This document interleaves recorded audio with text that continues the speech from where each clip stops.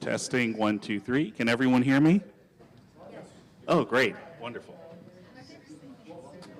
You didn't blow into the mic. Oh, so it's getting closer.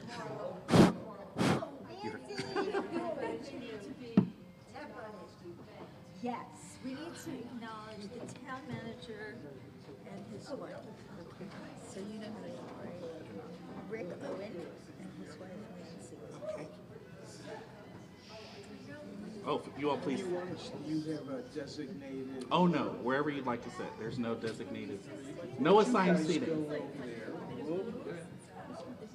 Two students. Wherever you're most comfortable. Hi, Michael.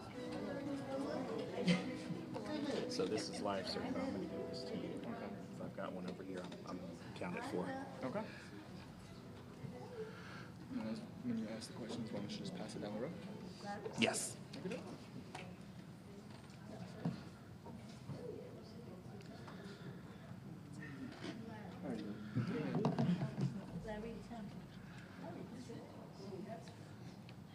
All right, good evening, everyone, and welcome to Lees-McRae College. My name is Charles Gibson. I am the Chief Diversity Officer at the college. Thank you for taking time out of your evening to join us for the latest installation in our Diversity Dialogue series, where we explore the Jewish American experience in the High Country. So, I'm going to let's see some people who are making their way to their seats. Welcome, welcome. Hello.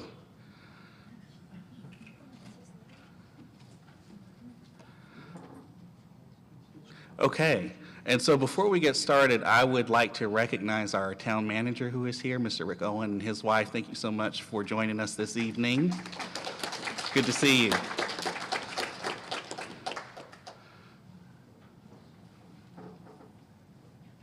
Okay, with that, I am going to get our discussion started. And so I'd like to ask each of our panelists if you could introduce yourselves, talk about how you're affiliated with the college, and we'll start there. Hey everybody, I'm Ben. I run track and field here in cross country. I'm an RA, and I'm also a vice president of a club.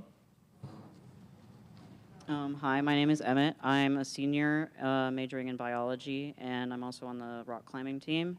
And I also go to Temple in Boone. Marilyn, can you hear me now? Okay. I'm Marla Gentile. I am the director of the Counseling and Wellness Services here and an adjunct professor. Good evening, everybody. I'm Neil Ramo, and I'm on the Board of Trustees for Lees-McRae. Thank you. And so if you could tell us where you're from and what brought you to the High Country. So I grew up about 20 minutes outside of downtown Atlanta, and I really wanted to find a place I could run, but also a place where I felt comfortable. I was talking to Marla earlier about it. I came on a visit with my mother. It was a really rainy day, and we were just walking through this same building, and we just asked the question of what was the Jewish community like here. And she told us that it was super open where the temple was. that there was a large Jewish population and it was a safe place to be Jewish. Growing up where I met just as many open-minded people as I did closed-minded people. Some people really didn't like Jewish people and some people really did. But I wanted to find somewhere where I was comfortable being me and I could pursue my athletics and academics, and this ended up being a beautiful place filled with beautiful people, and I don't regret my decision at all. I grew up in Charlottesville, Virginia, born and raised. I decided to come to Lees-McRae for the biology program, and because of how much nature there is, and the mountains are beautiful, and they were familiar to me. I was pretty close to Shenandoah National Park growing up, and so just because of the programs and the way the environment is here, and the students seemed wonderful, and the buildings were beautiful, and the classes here and the professors are wonderful, so I really just enjoyed being here and decided to come here. Thank you. So I grew up in New York, in Queens. And how many people here from Queens? How many people here from New York? Yeah. Okay, so I'm a queen from Queens. So then when I was growing up, my grandfather lived with us until I was age 7. He was a very religious Jewish man, and he would take me to temple with him all the time when I was a little girl. After he passed away, we had absolutely no religion in our house after that, and therefore most of my growing up was a non-religious background. I moved to Florida shortly after I got married, and I enrolled my daughter into preschool in a temple preschool, and she was there for years, and when she was about 12 and she was ready to have a bat mitzvah, she said to me, "Why did you never have a bat mitzvah?" So at the age of 40, I studied and I had a bat mitzvah. And I was pregnant, too. And so I became involved in my temple. I was on the board. I was the president of Sisterhood. I am not a religious person, but I am an ethnic Jew. And at some point in my life, I was feeling like I wanted to see snow. And living in Florida, there was no snow. So we came up here to visit, and I just was completely hooked and moved here. So before I was moving here, I know I'm being kind of long, but I want to tell you all this. Before I moved here, my son was 12, and I said, well, where am I going to have his bar mitzvah? So I started calling people, and I got in touch with somebody from the Boone Jewish community, which was a community that was here for 30 years. And they welcomed me and embraced me, and I said, I'm going to do this, but I'm never going to be on the board of a temple again, okay? And I wound up getting very involved, and it was at his bar mitzvah that 2 people that I was very good friends with said to me, we need a building. Okay, and then the Schaefers donated the seed money for the temple. Can you hear me? You can? Okay. Thank you, Marla. We're from Coconut Grove, Florida, and approximately 27 years ago, we came up to Beach. We were guests of one of our son's in-laws, and we fell in love with Beach Mountain. The people were gracious. Beach Mountain was like adult camp, and we just decided that we were going to build a house there. And we did. We met a lot of people on the tennis court, on the golf course, and luncheons and dinners. There was a group at the time on Beach Mountain called the Havurah of the High Country. And in Hebrew, Havurah means friends.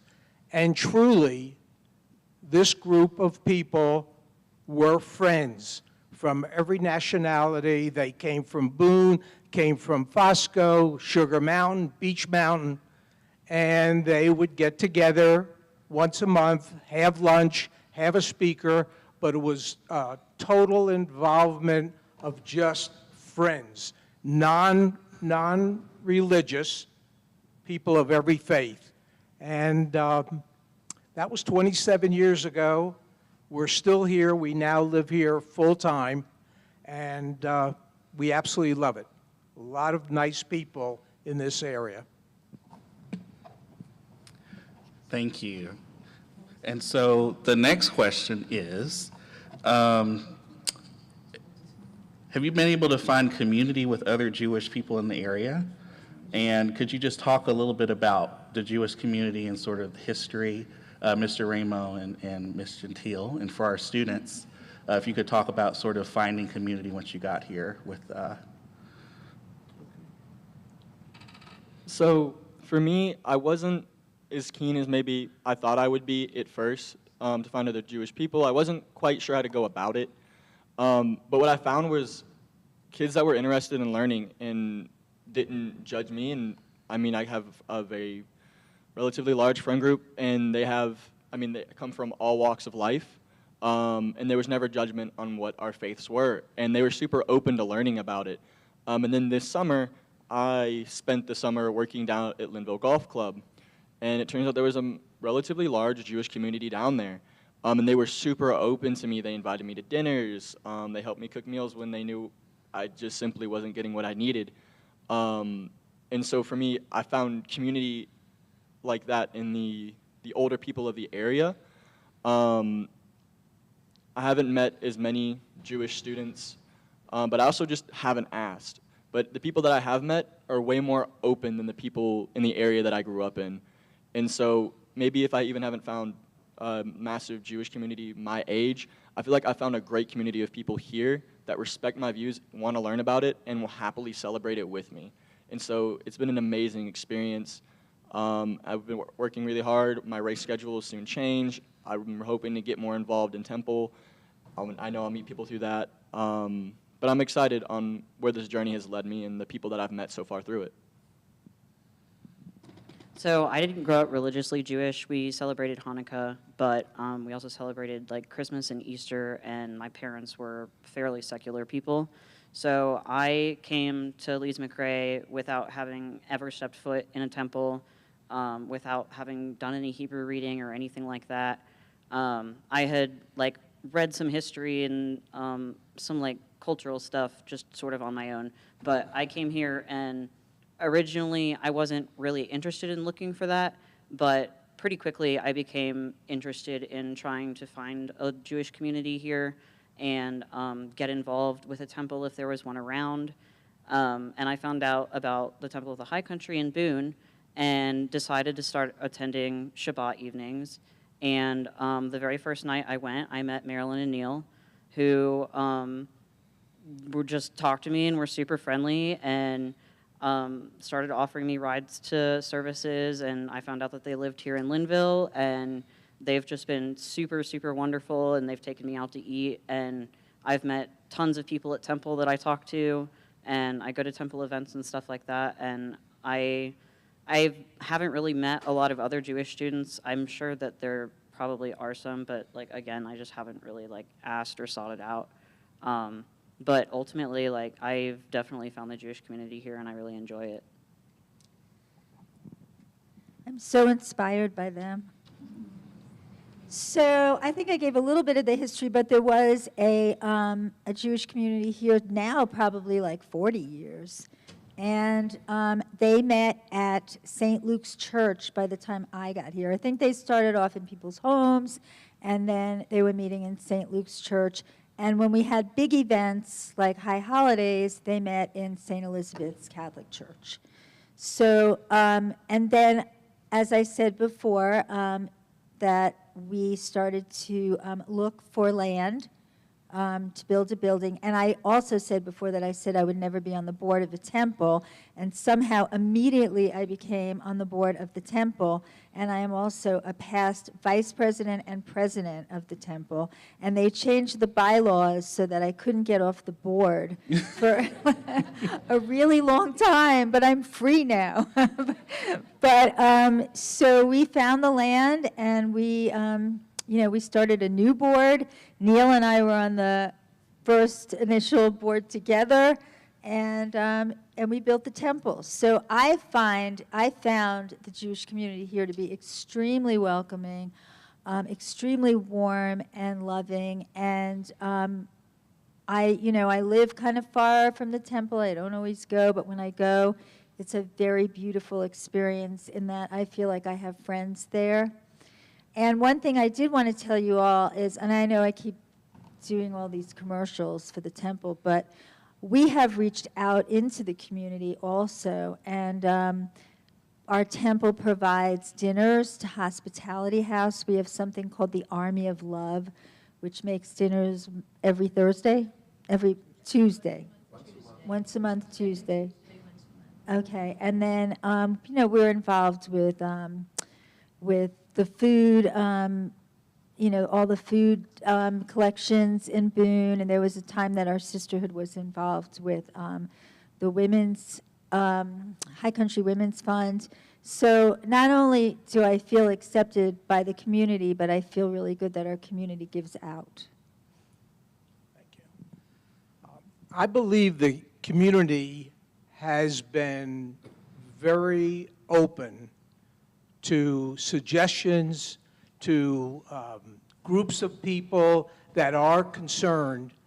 And if you go back approximately 20 years, we were involved in setting up an office at Appalachian State University for the education of teachers for Holocaust, Jewish education, and peace studies. And this was 20 years ago, and they just celebrated their 20th anniversary.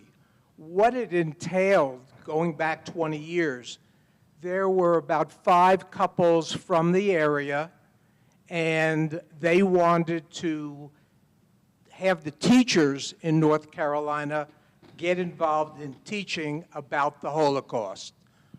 We met with the chancellor, and we met with the 3 teachers that were on the faculty and opened up an office for Judaic Holocaust and peace studies. The objective was to invite 35 teachers from the state of North Carolina and 1 or 2 teachers internationally to come to the ASU campus and have a 1-week symposium to teach the teachers about the Holocaust. At that time, teaching Holocaust was not mandatory in the state of North Carolina. There were 6 states where it was not mandatory, and North Carolina happened to be one of them.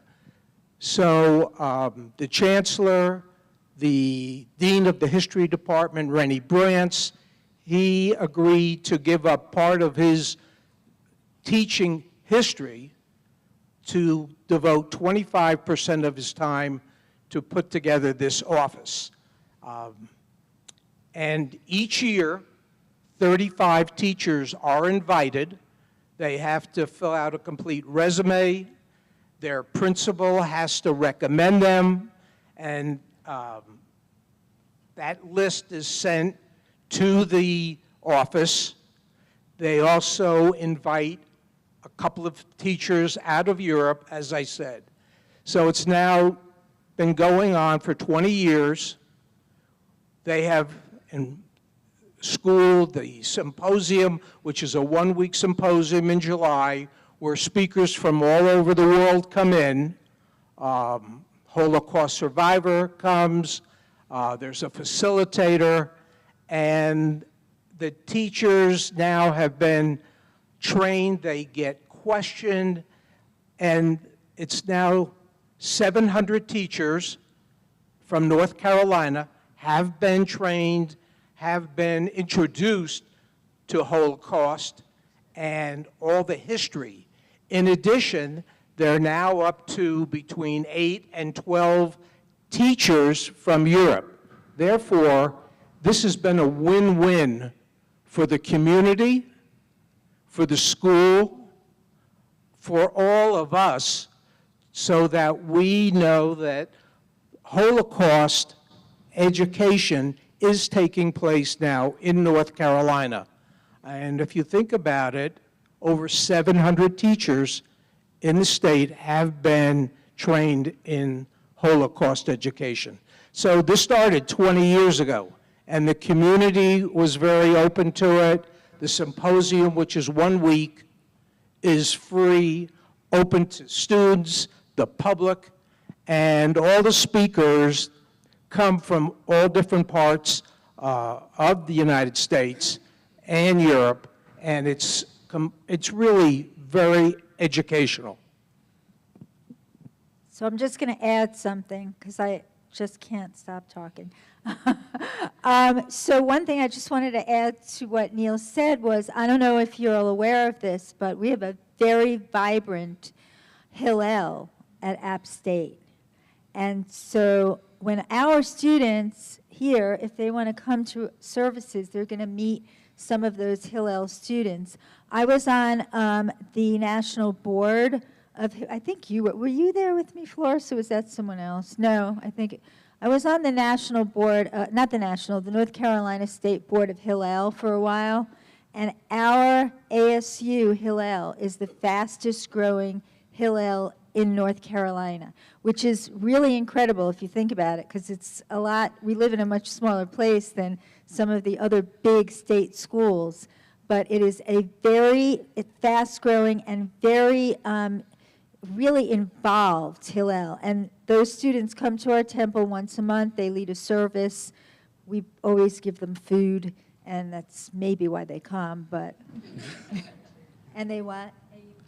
Oh, yes. Yeah, talk about it. We don't mean to be in charge of this panel discussion, but we do have a lot more history. And while Marla mentioned Hillel, 5 years ago at ASU, a group of students got together and ran an ad in the paper and said, come to Chipotle, and if you're interested in joining a Jewish fraternity called AE Pi. Make a long story short, I was in AE Pi at Emory University, and we now have 25 AE Pi boys, men, in the AE Pi fraternity. And we've gone, the first year they had 18 young men, and the fraternity was the #1, the highest GPA average on the ASU campus for fraternities. So it's now in its 5th year. I also just wanted to add that once I started going to Temple, I found out about Hillel, and I asked them if I could be a part of it and join it, even though I didn't attend ASU. And they were like, absolutely, yes, of course. So I've attended multiple Hillel events, and I go as often as I can when they have different kinds of services and events and stuff like that going on as well. And they are just a wonderful group of students. So I'd like to actually hear about maybe some of the challenges that you've encountered in the community related to sort of being Jewish, maybe not being able to find some kosher food or some things that you'd like to have to sort of celebrate certain holidays or things like that. So Charles knows extremely well what my issues were last year. We met a lot towards the end of the year in second semester. The food here wasn't just bad. It came to a point after management changed that they were serving non-kosher food 3, 4, 5 times a week. I actually lost a lot of weight. I'm already not a large person, but I was somewhere very unhealthy, and I wasn't very happy. And he helped me to try to get some better food, and through that, I went to a few Common Ground programs, and through that, I met an older couple in Linville, and they started providing me with food every now and again. They taught me how to cook. Growing up, my mother always made the Seder plate, and I had absolutely no idea how to do it. And they taught me just so I would have that knowledge. And so I'm really looking forward to the high holidays this year because I'm slowly finding people that I can celebrate with. But really on campus, outside of food, I've never had an issue. I love the temple in Boone because I know how open it is. I've been invited multiple times, and I'm really excited to start going. So for me, it's been somewhat smooth sailing. I have met some people that don't understand what it means to be Jewish. Thankfully, at the college, I haven't been asked where my horns are at like I did in like elementary school and middle school. But I'm sure at some point I might be asked that question. But for me, it's been somewhat smooth outside of just food. Like my teammates are super open, and they've even tried to make kosher dishes just for fun for me to try, and it's always fun to judge them. I'm sorry, Ben, before we go to Emmett, could you talk a little bit more about the horn thing? I've not heard that before. I'm sorry. So throughout elementary school, I grew up in a super Christian area, but it wasn't just openly Christian, people that were happy to practice their faith. It was hateful to other religions. I started in Kentucky, and then my family moved to Atlanta. In Kentucky, it was so bad, it's actually the reason we left.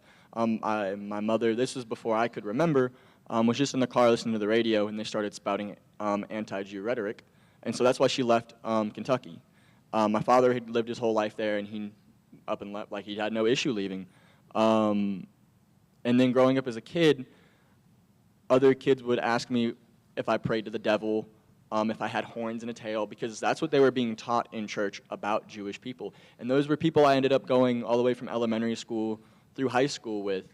Some of those kids decided to open their mind and decide, no, that's not what we do.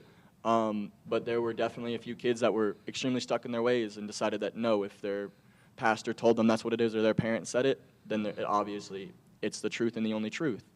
My mother always taught me to be open to other religions and their ideas and always respect them. And so those were the type of people I chose to be friends with. One of those people has moved to college with me. We were roommates last year. We're both RAs this year. And he always respected my religion, and I think that's kind of how our friendship developed so well.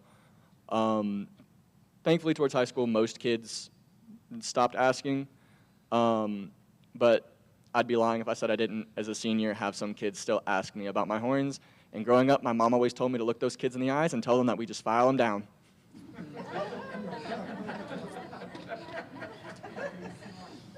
I haven't particularly faced any difficulties with being Jewish in the area. I haven't met anyone like anti-Semitic or anything like that. Haven't noticed any like anti-Semitic rhetoric or attitudes or anything like that. Growing up, I definitely encountered it occasionally. It wasn't really something people talked about. I grew up in a rural county just outside of Charlottesville, and it was like just very white, very Christian, very conservative-leaning and closed-minded people a lot of the time. And I really didn't get asked about it, but I also just didn't talk about it. Like it wasn't conversation that was had or brought up ever, really. And being there, I grew up isolated from, we didn't have a Jewish community that we were involved in. The closest temple was like a 40-minute drive away, so my dad and I never went. I went to church for most of the first 10 or 12 years of my life until we just stopped going, but it was still a pretty open church. It wasn't like conservative or like hating other people or anything like that. So I definitely haven't faced difficulties here. I would say my biggest difficulty that I've had to deal with is just sort of like getting in touch with my own Jewish identity and finding a culture here that I didn't have growing up because I was just isolated from that kind of thing. I haven't really had many challenges here. I grew up in New York, and I feel like the anti-Semitism that I grew up with in New York was worse than anything I've encountered here. I mean, and growing up, I grew up in a neighborhood that was mixed. It was Jewish, Italian, and Irish, And my neighborhood had the biggest St. Patrick's parade outside of the one in New York City. So, I lived on a block where we had there was one giant church. The Catholic Church was in the center of our neighborhood. And Jewish people, we were afraid to walk down that block. So I have not had any challenges here. I feel like I've been, welcomed by everyone in the community. People sometimes ask me questions because they just don't know. The biggest challenge I have is food. And I'm not talking about kosher because I'm not kosher. I'm talking about getting a really good corned beef sandwich. Okay, every time I go to New York or Florida, I'm at 2J's. Immediately, that's my first stop. That's my big challenge here. Well, I agree with Marla. I don't think we've experienced that many challenges when I think of the past 20 years and getting the symposium. 10 years ago, finally getting a temple. We have a new rabbi at the temple, and he's reaching out to the community. So there's a lot of pluses, and I really cannot say that there's been so many challenges. I find a lot of it as opportunities and just being involved with people. The people in these counties, and they welcome you, they're friendly, they have great attitudes, and there's really an excellent interchange or exchange of ideas, and you can have conversations with anybody. So I really have not seen these great challenges or big challenges.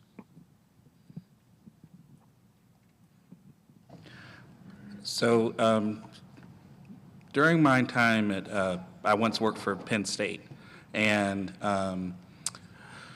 while I was there, I remember the attack on the synagogue in Pittsburgh. And I just really remember how the community came together to support those who are Jewish among us at that time. And so I'd like to hear a little bit about how the community has supported the Jewish community here, the non-Jewish folks, and if there's anything more that they could do that we are not doing, because I'm actually part of that. So, for me, I haven't really needed that type of support. I can say I have great teammates and great friends who support me as a Jewish man and are always interested in learning. But I haven't had an issue. I haven't had a reason to need that level of support, but I do trust that this community would be there for me, whether it is my friends or the general student body. But that's simply not something that I've really had to think too hard about, and I'm lucky that I haven't had to think about that.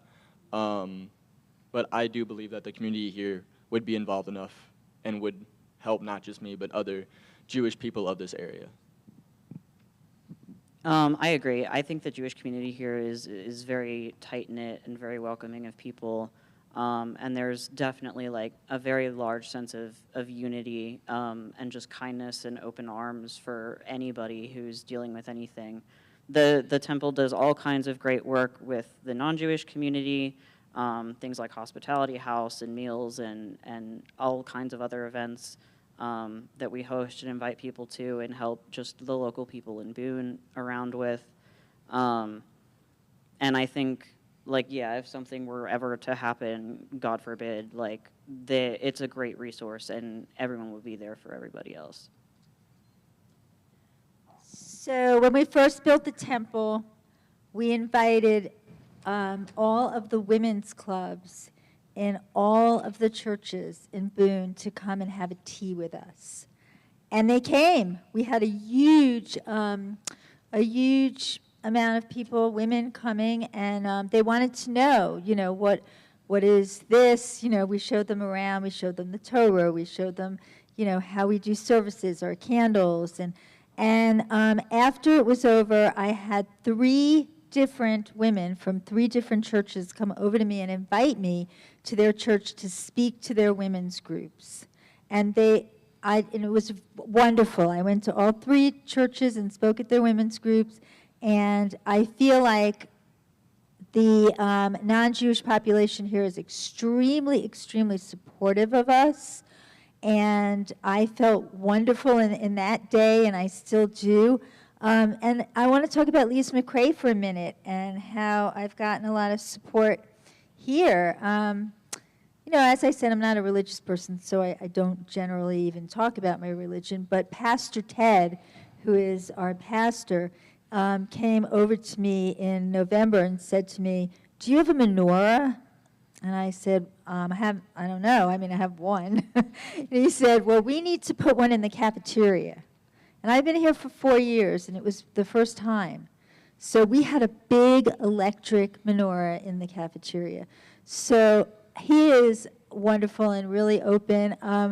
I had surgery a couple of years ago, and he came in the morning, knocked on my office door. I was leaving to go, and he said, "I'd like to pray over you." And I said, "Okay, great." And he actually did a Hebrew prayer. So I feel very, very supported by the non-Jewish community here.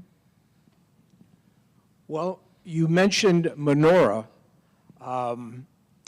The town of Banner Elk, and we want to thank everybody involved, and they are right there because we have been lucky enough to have your support, to have a service with a menorah, a giant menorah, right in downtown Banner Elk.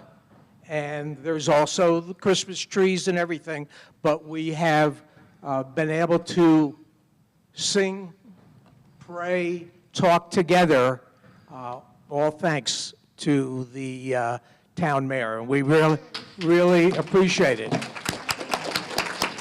Well, I don't know, how many, Marlon asked me how many years. How many years has it been, Nancy? And A long time. Erica and Marla started it. right. I think it's 8 years that He made it, right, but I think it's more than 8. Tom McMurray. Right. Can I say something about community? I'm going to do it anyway.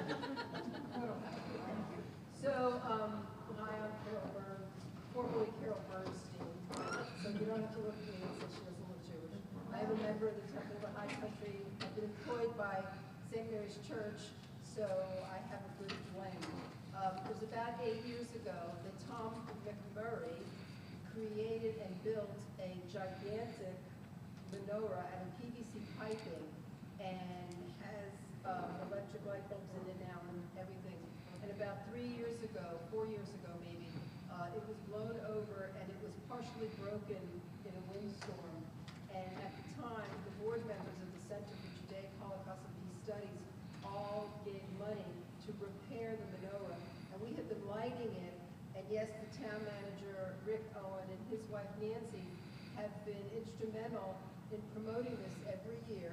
And yes, our mayor, Mayor Brenda Lyerly, has been coming every year. It's been about 8 years that we've done this here. And this year, we were just talking about, when Boone is going to have their presentation. Well. And it's not going to conflict with ours. We are going to make sure that we have 2 separate openings and presentations and lighting of the menorah. And it is lit every night. And one of us, somebody you see here, goes every night and says the prayer and turns the light, the appropriate light on with the shawls. So when I see people with this look on their face like, wow, I never knew that. Well, this is great. So now you can take it all home. And I will personally invite you to, okay, and then and Benjamin, you need to bring some of those wonderful friends of yours and bring them out because we will be doing it again. We were just told that Ted just got information today that we will be getting the menorah again. And so we do it, and it's been really thanks to Rick and Nancy and the people of Banner Elk. Thank you, Carol. Well, in addition, this past Hanukkah/Christmas period in Boone, the Jewish Temple of the High Country, with the new Rabbi Alti, were invited to join in with the local Christian community and share a night of good cheer, welcome to the community in this beautiful holiday season. And a menorah was donated by this gentleman, Michael Berkowitz, right here in the front row, who built it, its sculpture, and gave it to the temple. The temple got an invitation to share the evening with a minister, a preacher, and the first service of the night was about Hanukkah, showing the menorah, lighting it, and then the next part of the service was the singing of 3 Christmas carols by 3 different Christian groups. So it's the first time in the history of Boone that Hanukkah and Christmas was joined together. Michael's menorah was on display at the Jones House in Boone for the 8 nights of Hanukkah. So again, Michael, thank you. So that's how a challenge and how the communities and the people have come together.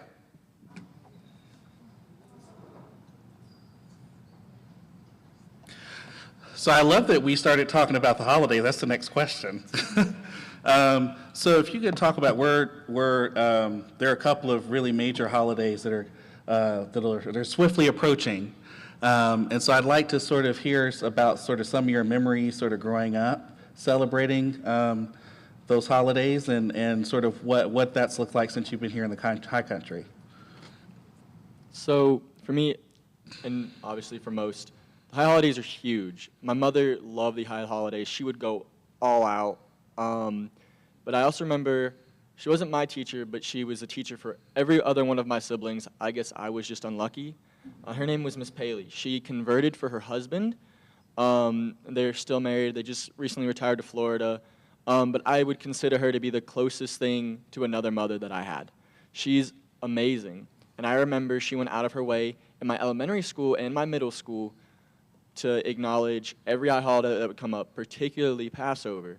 And it was awesome. She would, throughout her class, and she'd always bring it to my classes, to other classes, she would just bring different dishes, and then she would join me and my family and help my mother cook for Passover. And she'd also join us on Hanukkah because her kids were older and they had all moved. And so she joined my family for those holidays every single year. I remember when I got older, my mom didn't think we really cared much about being Jewish. And so one night she got very angry and she told us we weren't going to do a Seder, and she went in her room and that was it. And well, I'm the oldest son. My siblings, it was something we loved to do. So we did our absolute best to make our own Seder, and we sat down and we read our prayers. And eventually my mother came out and joined us, and it was a great moment. And I think that was the moment in my life where I realized I didn't truly know what it meant to be Jewish. I had a great relationship with my Uncle Jack, who survived the Holocaust and moved to the U.S. I loved my Bubby and Zadie.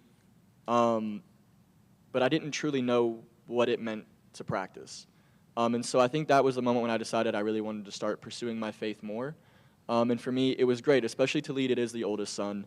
And just here, these upcoming weeks and months for the high holidays, my friends have let me know that they're interested in joining. My teammates, my coach has offered me to let me use his house for my teammates to join, because they've made it really well known that they want to join me in it. And so I'm really excited this year, because last year I didn't do much. My friends let me know that they would be more than happy to do something with me. It was simply that I was lazy, and I regret it. But I'm really looking forward to the high holidays this year, because I think every year that goes by, I'm starting to develop my own connection with my own religion. My dad was Baptist, and so for his family, we would celebrate Christian holidays. And so they chose not to acknowledge that we were Jewish. And so, some of those holidays definitely conflict. And so I wasn't really in touch with it the way I wanted to be. But now that I'm away from that, and I've gotten to develop my own personal relationship, which is what my mother always pushed. My relationship with my religion should be my own. If you force it on me, I probably won't want to do it. And so finally maturing a little bit enough to be like, I need to understand this. has made the high holidays way more enjoyable, and I'm really excited for the high holidays of the future to make more and more memories and see how many people I can get involved. So I mentioned that I grew up only celebrating Hanukkah. We had a family menorah, and every year for Hanukkah, we would do it the full 8 nights, read the prayers. My dad would read the prayers with me and my sister and my mom and him. And we definitely, like, played dreidel with Gelt, and, like, we definitely did, like, a lot of just sort of like the more Hanukkah-oriented stuff. We didn't celebrate anything else. We didn't do Passover or Yom Kippur or anything like that. But we definitely, like, those were fun times, and I'm really glad that we at least got to do that. And then since coming here to school, I've only done, Hillel had an event last year for their Seder plate, and I did go to that, which was very fun. And this will be the first year that I'm participating in all of the high holidays at the temple, wherever there's events, whether Hillel's doing it or whoever's leading it. And I'm really just, like, really excited for it and really looking forward to it. So I think I mentioned before that after my grandfather died, we didn't celebrate any holidays at all. It was really kind of confusing in my house because even though we talked about being Jewish, we did Christmas. My mother bought us Easter bonnets. So it was a little confusing, but what really had a very strong influence on me was those 7 years that my grandfather lived in my house. When we had Passover, he was Orthodox. The Seder was like 8 hours. So I hated that. But there's a holiday called Simchas Torah, and it's a very joyous holiday, and people walk around with flags and apples. And I never forgot that. I can remember when I was 5 years old going to temple with him for that holiday. And I do believe that that memory and that relationship that I had with him was a big part of what gave me my sense of Judaism, because there wasn't really anything after that. So we didn't really do, much for the holidays. I mean, I think we stayed home, and I think we weren't allowed to watch TV, but that was it. Well, we have 3 sons, 2 daughter-in-laws, 5 grandkids, and every holiday we all get together and we pray, we sing, we eat, we sing, we eat, and we have a joyous occasion. All the memories that I can remember that we have had over the past 50-some years have been family, family, family. And whomever was in the area from college, they could bring their friends. If we had relatives in the area, they came. And if we found people that had no place to go, they were invited to spend the holidays with us. So our memories are of family, togetherness, and just having a joyous occasion.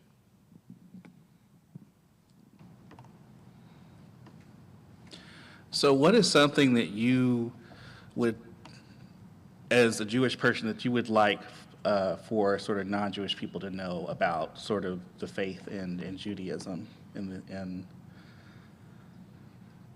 I think for me, I've been questioned about my religion a lot in many walks of life. I think something I've always preached to anyone that's ever asked me about my religion is that we're open, we're friendly. All because I'm Jewish doesn't mean you have to be Jewish. I want to learn about everyone and why they believe what they believe, and I want them to respect me in the same way. The same way any rabbi I've ever spoke to has always told me, we don't try to convert people. Any Jewish person I've ever met, we don't try to convert people. We just want people to respect our religion and respect us as human beings. And so for me, that's all I would want to pass on to somebody is ask any question you want about the religion in a respectful way, because you can ask questions rudely. You can imply things through a question. But I think by being open and asking questions, that's all I want to see. I would love love when people ask me about my religion, because also they'll ask me something that maybe I don't have an answer to. And so then I need to do research, and it makes me stronger in my faith and more knowledgeable about the people that are still around and the people that have died for me to practice my religion. It makes me respect it more. So for me, I just want to see non-Jewish people, kids my age, people in general, to just remember that Jewish people are open.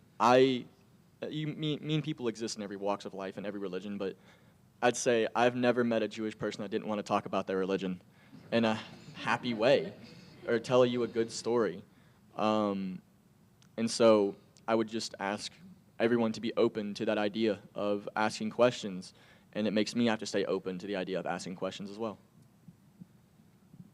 I was going to say almost exactly the same thing. Ask questions.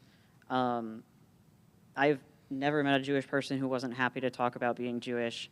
Come to temple events. Come to, you don't have to be Jewish to come celebrate with us and join us and do things with us.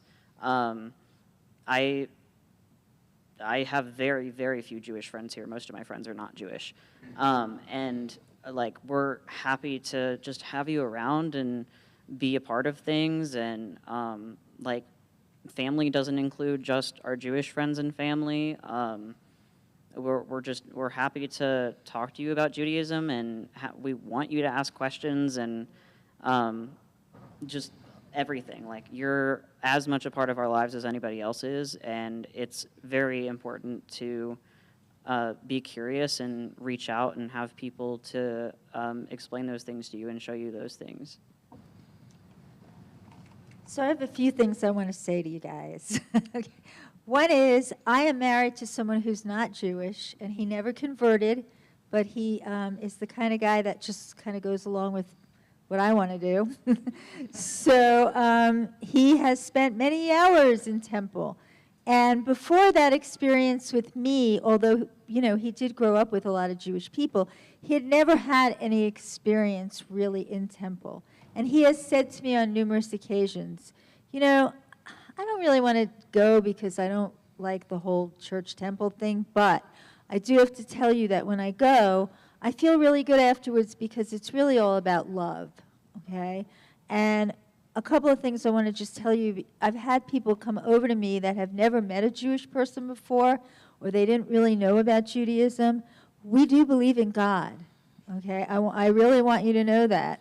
We believe in God, and it's the same God that you believe in, okay? And we are really into the 10 Commandments, okay? We got them first, okay?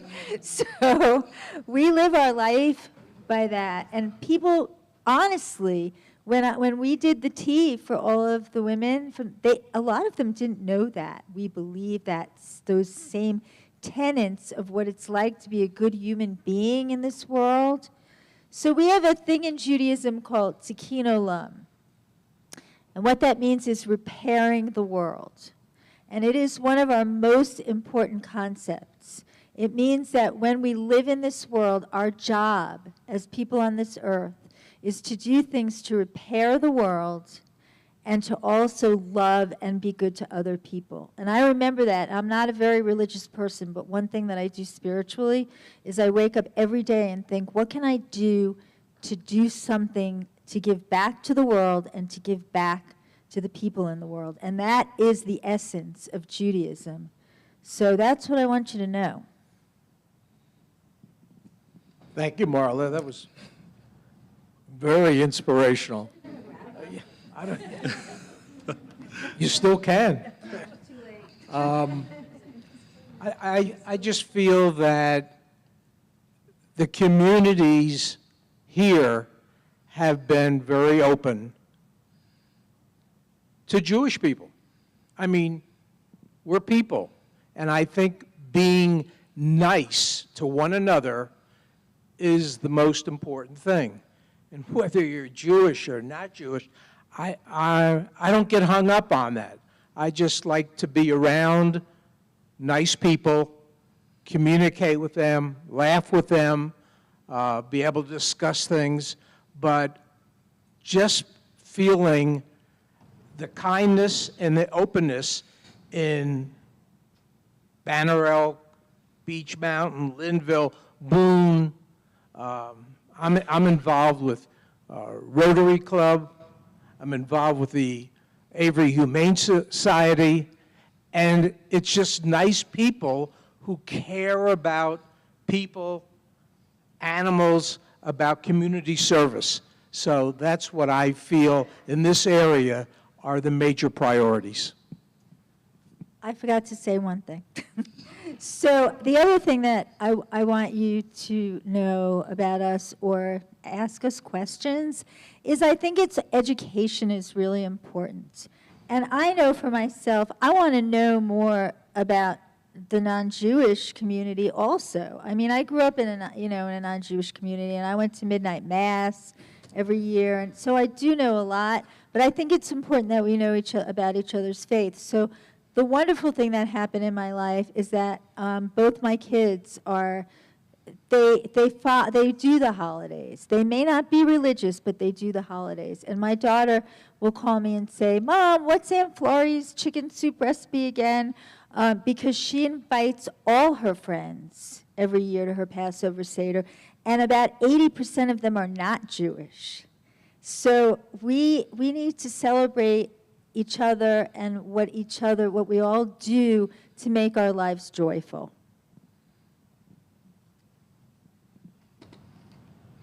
And so this is the last question, and then I'll open it up to everyone else.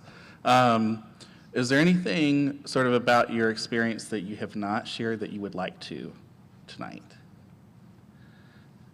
For me, growing up and even moving here, whether it's been Jewish people or non-Jewish people, I've always been told I don't look Jewish, I don't act Jewish, my father looks like he's never seen the sun a day in his life. If he may have been blonde at one point, I don't know. He doesn't have hair. But for me, that experience, it made it hard for me to want to get involved in Temple growing up for a long time because I heard it from people of my area. I heard it from my mom. My mom runs a dog grooming shop, and they would tell me, you don't look Jewish. Kids in my school would be like, are you lying? I'm like, no. I don't know what more you want from me. Like, what does that mean? I don't look Jewish. I don't act Jewish. Depending on whatever sport I was in, I got told, well, Jewish people can't do that. And it was always confusing for me. And I think it damaged my relationship with my religion for a long time before I realized some people are just ignorant.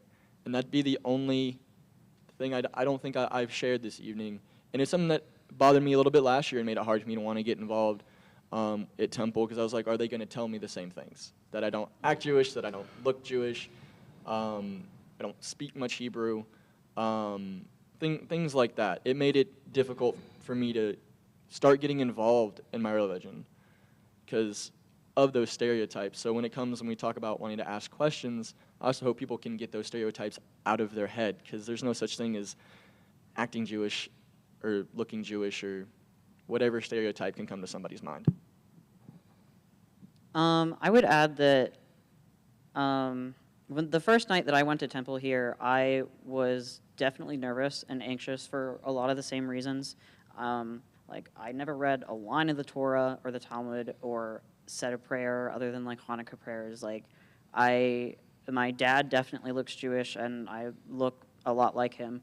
But aside from that, like, I didn't really feel like I belonged in Jewish spaces, even though I certainly identified that way and wanted to be surrounded by that more. And after coming to Temple here, I have like absolutely found that community, and it's a wonderful community, and temples at home still really like aren't the same. The temple in Charlottesville is very conservative based and very, very large, which definitely makes me a little uncomfortable. But here, the community is just so tight-knit and so open to everyone of all different denominations and faiths and practices and experiences, and I really enjoy that. I never grew up really around anti-Semitic rhetoric. I mean, I definitely like kept up with the news. I lived in Charlottesville when the Unite the Right rally happened in 2017. That was a time. And that was probably the only time that I was really like particularly scared to be who I was as a Jewish person. I knew that like we were safe, and I knew that the larger community was certainly like welcoming and understanding of people, and definitely like kept us safe. But other than that, like I'm very happy to have found the community that we have here, and to have gotten involved with it, and I hope that more people do. And honestly, like it's been a really great experience, and I do think, like in retrospect, I wish I had done a lot of those things sooner. I do wish I had gone to temple growing up. I do wish that I had like Hebrew classes and stuff like that, but it's never too late to learn, and that's certainly like what I've done. So I just want to talk about looking Jewish. So I went to Israel twice, and I'm sure some people out here have been to Israel. So who I met was I met Irish Jews, I met Spanish Jews, I met black Jews, I met Jews with blonde hair and green eyes, and Jews with dark skin. And so there really isn't, any stereotype of looking Jewish. I just think that that's a stereotypical kind of thing that we think about. So I don't really have anything that I haven't told you except for other things that don't have anything to do with Judaism. But I do want to tell you, okay, that I learned Hebrew at age 40 and had my bat mitzvah at age 40. So it's never too late. I really can't tell you any more than I've told you tonight about Jewish life in this area. It's here. It's open to everybody. We welcome everybody. We're not afraid to talk to anybody. What has impressed me this evening is hearing Ben's comments, Emmett's comments. We have spent a little time with Emmett, so we kind of knew a little about him. But to hear both of them talk about their Jewish life, what they missed, what they did experience, what they had growing up, and what they have now, has been eye-opening, I think, to us, to Marilyn and me, and to everybody. Here are two young men that speak so well and are very open with what they told you. And I think you make it easy and easier for them to open up. So I want to thank Emmett and Bennett. Of course, Marla, we've spent a lot of time together at Temple and getting the Temple built. But we welcome Ben to come to Temple, come with Emmett or come with us or whatever. But hopefully we'll see you at Temple, get you involved there. But I want to thank both of you for really being so honest and open with us. I just want to say one more thing. So, I think every day, and I've read this a lot, that what you say to somebody can make a huge difference in their life. I always say that, but it sounds kind of corny. Well, I didn't know until tonight that we met, and it was raining, and his mother asked me about the Jewish community. So that was really surprising to me, but it really does matter what we say. I also want to add one more thing. I am not a particularly religious person. I really don't even conform to like reform standards of Judaism. I go to temple for community and for just the culture of it, and it's certainly like I'm definitely spiritual, but I definitely like am not. I don't like religiously participate in Judaism in a lot of the ways that most people who are Jewish do, and it's still just as important to me, and everyone is still just as welcoming of me, and whatever the reason that anyone does it is or however they practice, like it doesn't matter here. And I just really appreciate that and enjoy that. Now I'm going to add something. I if I was on the fence about getting more active in synagogue and in the area, a lot of that's been just quelled by the people that I have met tonight. They're both been extremely opening. Many of you that I've spoke to briefly are super opening and welcoming, and it's something that it does make me nervous to go to synagogue and wonder, are they going to let me in? Like, can I participate? And it's been awesome to see people's faces and to see how active the community up here is. And I wouldn't have that without Charles, so I want to thank him for putting this on. When he told me about it last year, I was really excited. Oh, goodness. Trying to choke people up over here. So I'm going to follow in the for the example of Miss Carol, and I would like to actually invite anyone else in the community who's here tonight, if they had anything they'd like to share with us here at the college about sort of your experience. Don't feel any pressure. I just wanted to make sure I extended that invitation. Yes, ma'am. I just have a question for Emmett. Have you ever tried to have a dialogue with your father's family? I have, yes. So I'm pretty close with his mom, my grandmother. We talk pretty regularly. She grew up conservative, and my dad was raised conservative as well.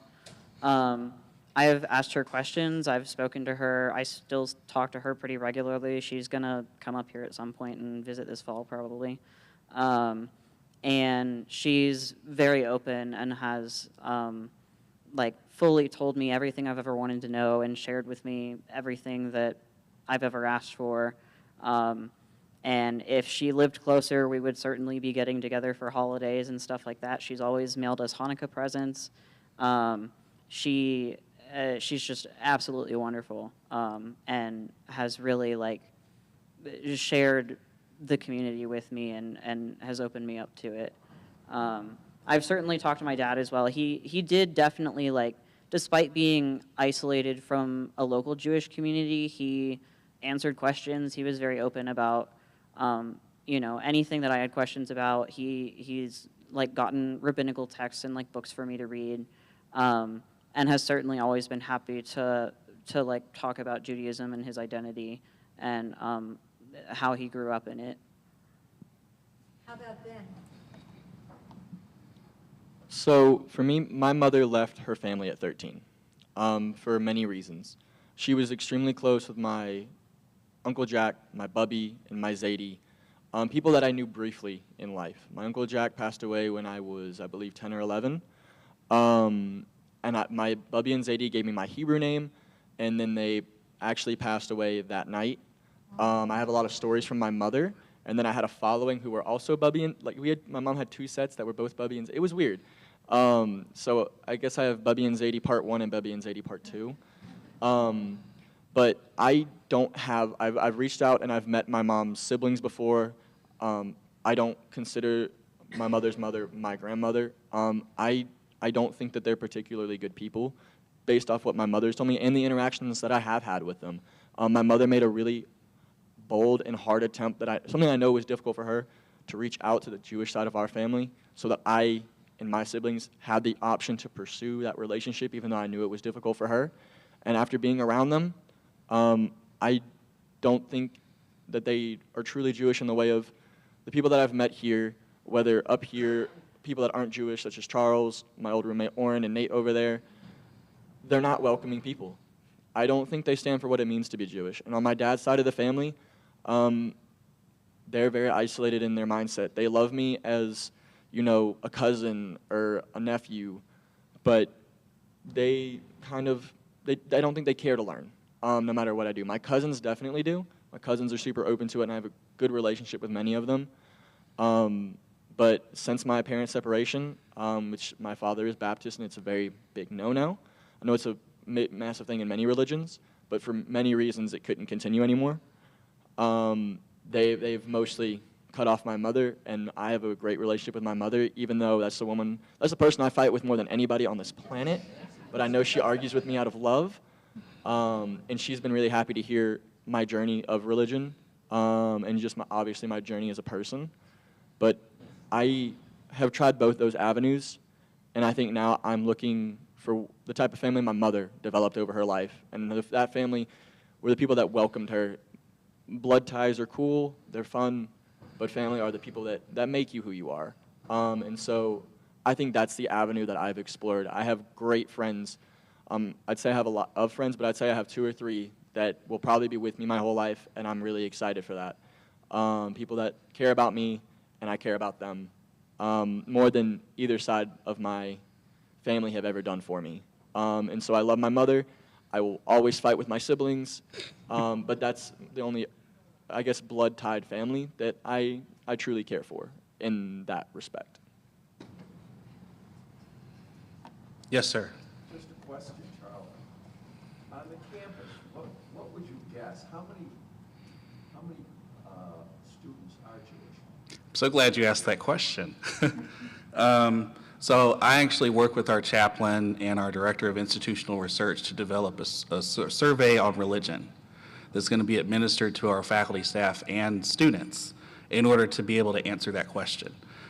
Because one of the things that so I've been here since January of this year, so I'm a newcomer to the college, and I met Ben, and I was wondering, well, how many other students are there that are of faith, of Jewish faith as well? That's something that I need to know in order to be able to do my job well. And so I talked to our chaplain about it, and he really didn't have an idea either. And when it comes to data that we report to sort of the federal authorities, religion is not really one of the things that they sort of ask us to send in. And so we just basically took it upon ourselves to gather that data in-house. So right now I see Mr. Silvers here. I think that he's a member of of the Lees-McRae family as well. And I think that I will defer to him, Marla, and Neil as far as sort of being able to sort of gauge that. But I would say probably that I know of maybe about 4. I don't know if Ben or Emma, if you'd like to sort of jump in too, you guys be able to speak to it as well. I believe I know of about, not counting me and Emmett, I believe I know 7 other students, 5 that I truly identify as Jewish, and just some that would say that they are ethnically Jewish. I would also love to know how many Jewish students are on campus, and I have no idea. I've met maybe 2 others, if I had to guess. So I would certainly, I'm so glad I'm really happy a survey is getting done, because that's certainly something that's important to me and something I would like to know. And so, Ben, I'm glad that you know that, but I am alarmed that I do not. So we are rectifying that, I assure you. Yes, Dr. Jones, this is our leader of student affairs here. Yes, sir. So I've been working with Pastor Ted and Taylor Stork, our Yes. is doing the survey, and it's going to go out Monday. So that Oh. survey is going to be issued out Monday, and so we'll start getting some responses really soon. Yes. I wanted to, first of all, thank you for holding this symposium tonight. I really am going to take away a lot from listening to, I know Marla for many, many years. Nice to hear from Neil, but I especially was moved by Emmett and Ben. And I wanted to take a moment just to share some of my personal life with the 2 of them, because it's somewhat similar, and then I was going to ask a question of everybody on the panel. So, Oh, yes. Here, I'll take you. Okay. Got it? Thank you, Ben. so I come from a mixed religious family as well. My father's ancestry came from Ukraine. My mother's side of the family is Scottish, German, Irish, Catholic. My mother converted before I was born, I presume when they got married. But in our household, she definitely supported Jewish holidays, although we did also celebrate Christmas. And I, like Marla, went to plenty midnight mass services, and I've taken comparative religious courses and so forth. My dad also, well, I had someone that influenced me, and I'm sure that's why I turned out to be more of a spiritual, cultural, and somewhat religious Jew. And that's because I had a great uncle that was extremely religious and would take me to Shabbat services with him and taught me Hebrew and had me recite a lot of different prayers. I'm sure that had a big influence. Having said that, I'll share one other anecdote and then I'll ask a question. I used to also welcome Chabad rabbis, Orthodox rabbis, into my office because they would like to do outreach, and we would wrap what's called the tefillin. It's a leather religious. Yeah.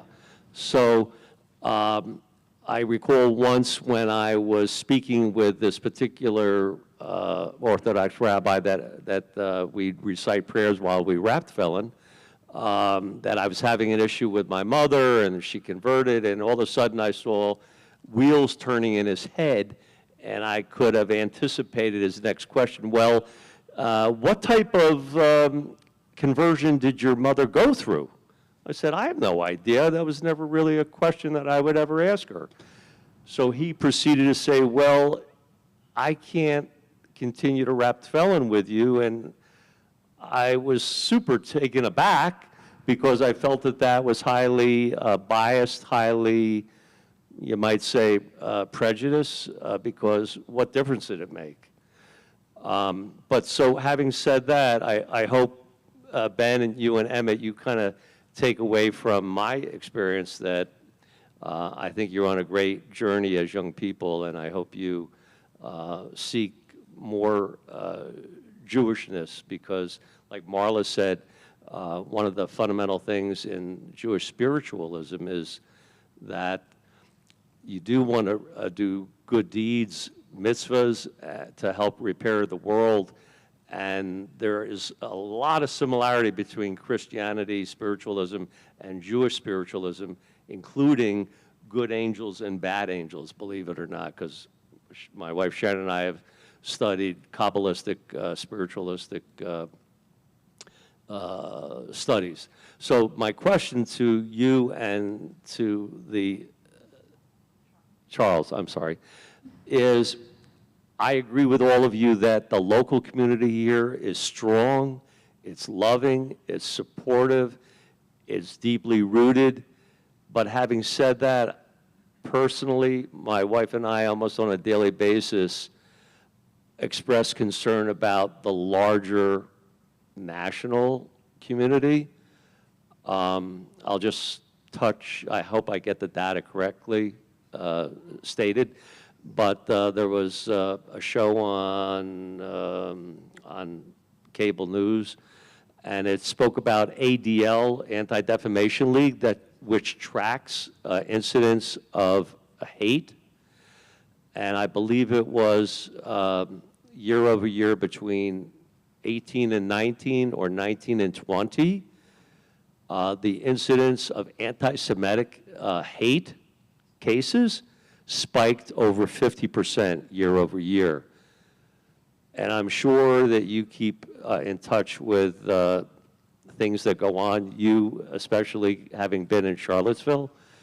And I'm particularly concerned about where this country is headed with the violence, the hate, the divisiveness, the anti-Semitic rhetoric, and the green lighting of, not gaslighting, but green lighting of all of the neo-Nazi and Nazi fascist organizations that not only used to be underground, but are on top of the ground today, but feel very, very supported by a big swath of the political community out there.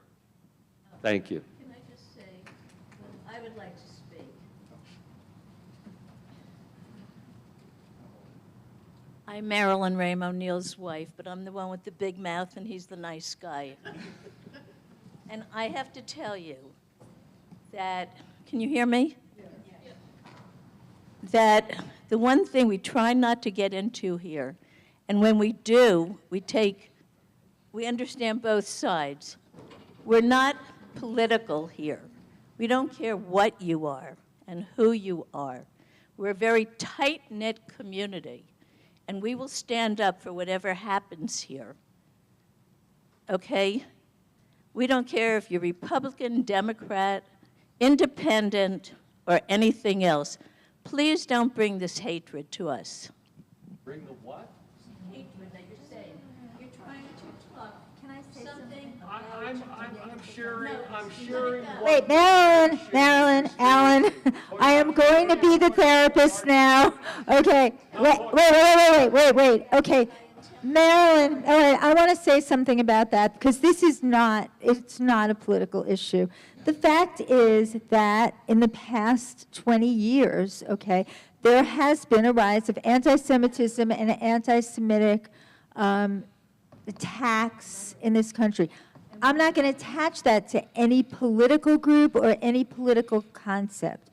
The fact is that that has been the case. Unfortunately, you know, it's always kind of been the case, but I think it's more something that we can see that's out in the open now. And to answer your question, it's very scary to me personally, okay? I mean, I'm like a news junkie, so I every day kind of have like a mini heart attack at the end of the day, but it is very scary to me. And I, you know, when I first moved here and my son said to me, when, you know, my students were asking me, you know, at school, like what church I go to, what should I say to them? I said, tell me you go to the Temple of the High Country Church. Okay, but it is a very scary thing, and I think that it's very important that all of us as Jews are extremely aware of this situation, and we do whatever we can to support our Jewish organizations. And we, at the temple, we have, you know, we just raised a lot of money to get security windows, security doors. I'm sorry that we have to do that, but we have someone at the door, you know, checking people as they come in, and there might be somebody, I don't know, carrying in there, I'm not sure, but Nancy? Yes. This is all subject. I just wanted to personally give my experience. I'm a Midwestern girl from a small rural town, and when I moved here several years ago, I had one Jewish friend. And then I met Marla probably 16 years ago. Sorry. We've got people watching on live stream, so I just want to make sure they can hear you. This is just a comment, and I just want to thank y'all so much for sharing with us. But I'm from the Midwest. I had one Jewish friend growing up that lived in our town for 4 years, and that was it. And then I met Marla, and we've been dear, dear friends for probably 16, 17 years. I have been to events at the temple with her. I have been to her son's bar mitzvah.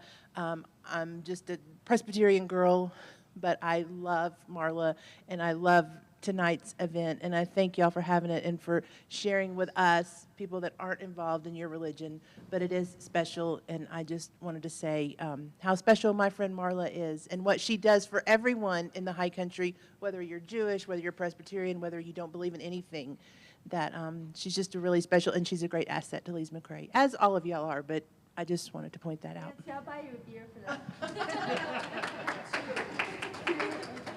And thank you so much for that. That's an excellent segue.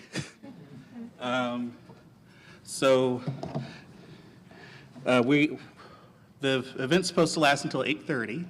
But I want to go ahead and sort of say a few things before we continue. So I just want to echo what you just said, Miss Nancy, about the contribution all of you have made to the college, and I just really hope that you all feel valued by us here. And I want to thank the Jewish community here in the High Country for embracing members of our community in the way that you have. Excuse me. And I just want to make sure all of you know that we're going to do our best to reciprocate that to you all, and sort of be as open to you all as we possibly can as well. So for students who are here, if you'll scan that and fill in your information so that you can get your points in the den.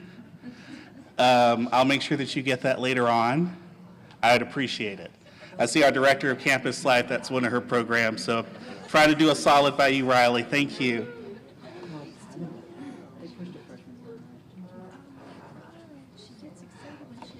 And then finally, I just want to, on behalf of the Office of Inclusive Excellence at Lees-McRae College, thank the panelists for taking the time to be transparent and vulnerable and to share your experiences. It's not an easy thing to get up in front of a group of people and talk about your experience.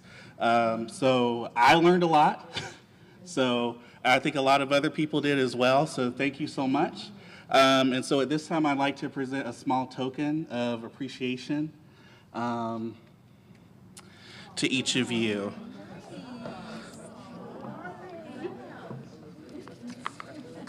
Well, thank you so much.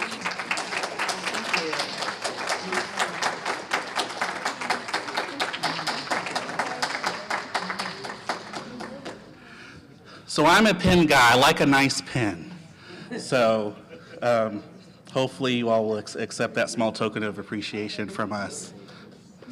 And so I believe that the panelists who are able be glad to sort of talk to people afterwards. But I want to just take this opportunity to thank everyone for coming out this evening. And if you all could just sort of stay here really quickly so I could get a picture. And then we will, oh, I'm sorry, we have one more person who'd like to comment. I showed a documentary. I showed a documentary at the Temple of the High Country on the Holocaust that I produced many years ago, and it was very moving. People came up to me afterwards and said that this should be shown more often. And if you would like it for your students, I would be more than happy to either give you a DVD, even though nobody has a DVD player. Well, I'd be glad to show it.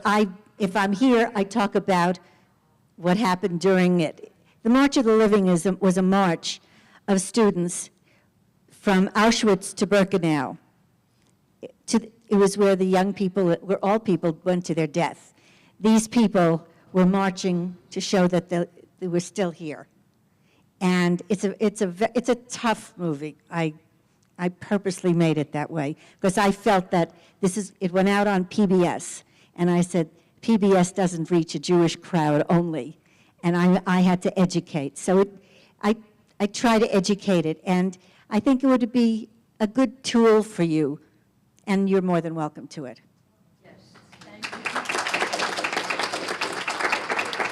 Thank you so much. I will be following up with you and would love to invite you back to talk to our community about that. I would love that. And we'll supply the cookies so that people will come. Right, food, that's the key. What? Food, the key. The food, of course. Oh, and one other final note, I'd like to thank everyone on the live stream who was joining us. A lot of people who don't like driving at night, we wanted to make sure that they were able to participate as well. So thank you all. Thank you. Thank you.